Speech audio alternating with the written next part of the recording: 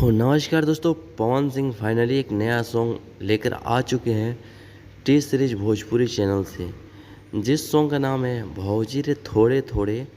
और इसमें गाना जो है वो विजय चौहान ने लिखा है। गाना पवन सिंह के साथ शिल्पी राज ने मिलकर गाया है। महिमा सिंह है, पवन सिंह है। और मैं बात करूं गाना का जो कमी है वो है, आपको मैं बता दूं। इसमें गाना का सबसे पहला कमी ये है कि बीच में जो वोकल होता है, होली है, वो सुनकर गाना को कहीं ना कहीं चार चांद लगाने में कोई कसर नहीं छोड़ता है।